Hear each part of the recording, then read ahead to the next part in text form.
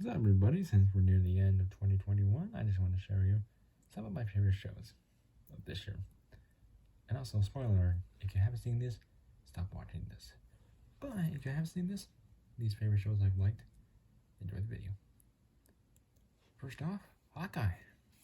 Wow.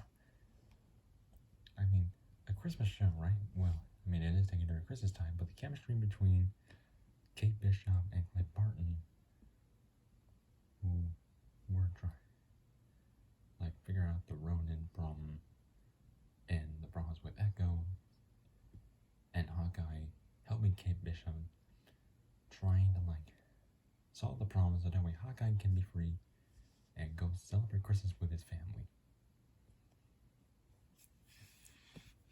I mean, around the holiday time, why not do something special for the holidays?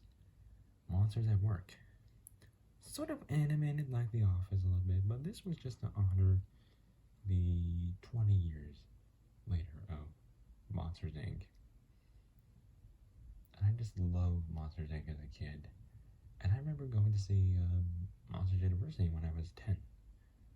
And I just still have a blast with them. It does bring you back to my childhood, and it does equally bring you back to all the Monsters Inc. out there. Falcon Winter Soldier. After the events of Steve Rogers living a full life, John Walker is the new Captain America, and Bucky and Falcon are still fighting for the shield. Due to some disagreements, so Falcon gets the shield and decides he becomes the next Captain America. And now we have a new Captain America that was announced after the show's final episode. The Bad Batch. A Star Wars The Clone Wars reference. Star Wars Clone Wars spin-off. After the events of the Clone Wars was over, the Bad Batch decided to go on their own with Echo, Hunter, Tech, Wrecker, and Crosshair. But then there was discovered that there's Order 66, and the four, including Hunter, Tech, Wrecker, and Echo, discovered that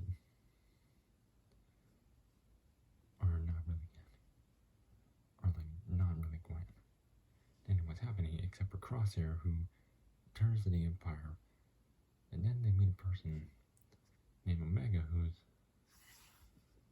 knows none, but discovered that Omega is the target, and so they bring Omega with them and escape from Crosshair and the Empire, and so they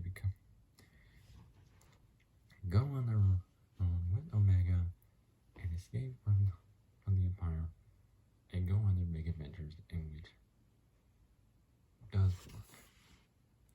It's really good in the way how Star Wars and animated it is. And with the Clone Wars. Next up, WandaVision. Now, it does seem like the WandaVision was sort of... No, excuse me about that. I just had Mountain Dew already, so I'm sorry about that. WandaVision was sort of a little confusing to me when I was first watching it. I was like, is this taking place during 2023? And I was like, oh wait, it is taking during 2023. As we see Wanda and Vision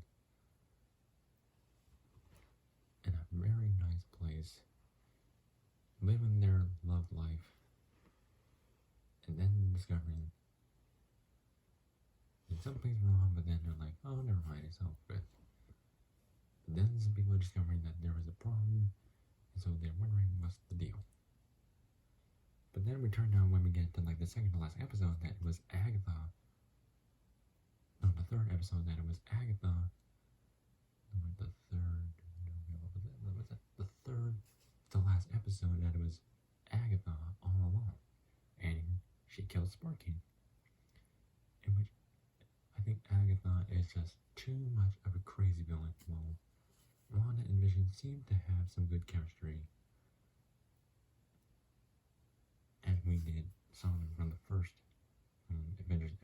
fun when they were introduced, and I liked it. I liked them. And y'all think that this was probably the best as compared to another show that I'll be saying that I also enjoy the most. It was later on. So, yeah, it's good. Next up, Ted Lasso Season 2. Season 2 of Ted Lasso. After there was its biggest hit on Apple TV Plus last year, and becoming a hit, they returned with the original characters like Ted, Coach Beard, Nick, Rebecca, Keely, and Roy Kent, which I just enjoy Roy Kent because of how he loves to swear, and the swearing that Roy Kent does makes me laugh every time. And like the first episodes were very, very good until it got out of context with after the Christmas episode. But that doesn't matter. I just still enjoy it, even when you have a new character that's a doctor. I believe was it Dr. Sharon? I think I believe it was Dr. Sharon.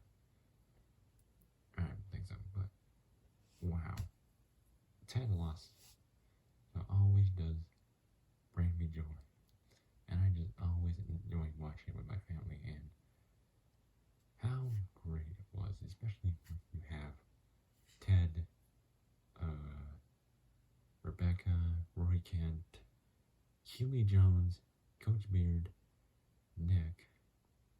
Nate, and also Jamie Tart, who is sometimes a close rival to Roy Kent and a close friend, but still will be fun and always does make me enjoy the shows more often.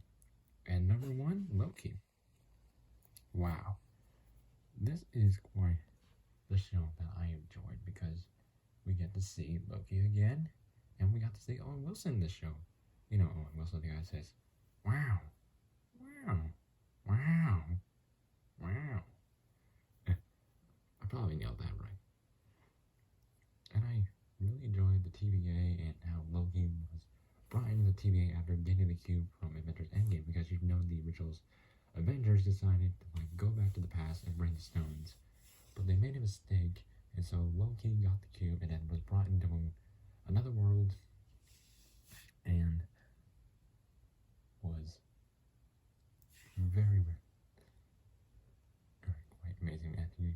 But then there was another person who was driving the TVA crazy, but there was a person who was a girl named Slife who Loki does know, and then starts to believe her until we get to the final episode that we get to meet Kang, as you don't know. I know, and then it starts up the multiverse now, but that's gonna have to be for the future of the MCU to see for years to come. So that's it, guys. Loki's my favorite show. What is your favorite show this year? Tell me in the comments below, and have a good day. Bye-bye.